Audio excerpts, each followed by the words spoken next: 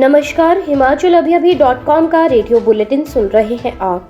मैं हूं आपके साथ नेहा गुप्ता। इस बुलेटिन में हम बात करेंगे प्रदेश भर की तमाम बड़ी खबरों के बारे में, लेकिन शुरुआत करेंगे मुख्य सुर्खियों के साथ। हिमाचल में H3N2 इन्फ्लुएंजा वायरस को लेकर अलर्ट, जारी की एडवाइजरी। सीएम सुक्खू सप्ताह में 2 बार आम जनता से मिलने के लिए उपलब्ध होंगे। सीएम सुक्खू ने दिए निर्देश, शोंग टोंग जल विद्युत परियोजना को जुलाई 2025 तक करें पूरा। धूमल और जयराम ने सुक्खू सरकार को कोसा, बोले संस्थान बीजेपी के लिए नहीं जनता की सुविधा को खोले। पीलिया फैलने पर नौणी यूनिवर्सिटी को क्लीन चिट, स्वास्थ्य मंत्री शांडिल बोले सप्लाई हो रहा पानी साफ। अब समाचार विस्तार से। देश के कई राज्यों में सामने आए नए वायरस इन्फ्लुएंजा के H3N2 वायरस ने एक बार फिर से लोगों की धड़कनों को बढ़ा दिया है। वहीं इस नए वायरस को लेकर स्वास्थ्य विभाग भी पूरी तरह से अलर्ट हो गया है। इस वायरस से कर्नाटक और हरियाणा में 2 लोगों की मौत भी हो चुकी है, जिसके बाद हिमाचल में भी स्वास्थ्य विभाग पूरी तरह से सतर्क हो गया है। शनिवार को इसी वायरस के चलते नीति आयोग की बैठक आयोजित की गई। बैठक में इस संक्रमण से बचाव को लेकर गाइडलाइन जारी की गई है। वहीं स्वास्थ्य विभाग द्वारा जारी की गई एडवाइजरी में लोगों को भीड़भाड़ वाली जगह से बचने की सलाह दी गई है। इसके अलावा इस संक्रमण से बचने के लिए लोगों को मास्क पहनने को कहा गया है। सीएम सुखविंदर सिंह सुक्खू सप्ताह में 2 बार आम जनता से मिलने के लिए उपलब्ध रहेंगे। लोग प्रत्येक मंगलवार और शुक्रवार को सुबह 9 बजे से 11 बजे के बीच सीएम से शिमला स्थित सरकारी आवास ओक ओवर में मिल सकेंगे। कांग्रेस पार्टी कार्यकर्ता शिमला में उनके प्रवास के दौरान प्रत्येक सोमवार और गुरुवार को शाम 5 बजे से शाम 6 बजे के बीच सचिवालय में मिल सकते हैं।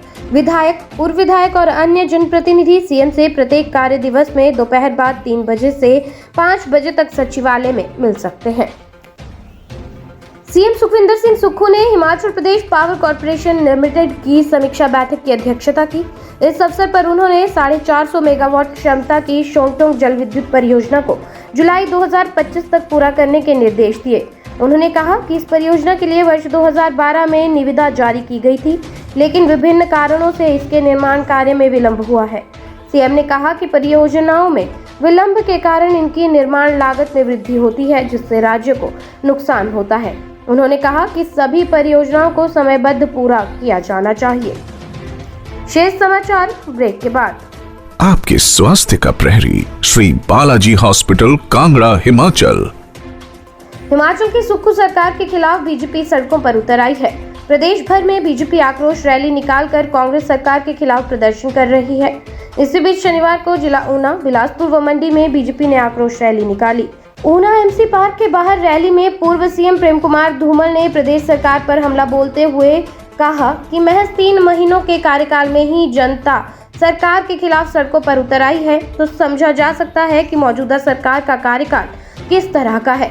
इसी तरह पूर्व सीएम जयराम ठाकुर ने कहा कि वर्तमान सरकार को तालाबंदी का शौक है, जिसके चलते प्रदेश में कार्यालयों का डी नोटिफिकेशन जारी है।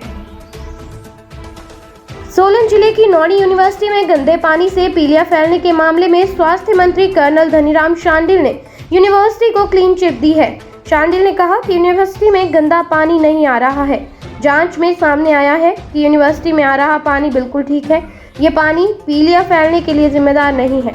उन्होंने कहा कि जांच के बाद ये भी पाया गया कि जिन बच्चों को पीलिया हुआ है वो अलग अलग क्षेत्रों से हैं और कुछ छात्र हाल ही में दूसरे राज्य के दौरे पर गए थे।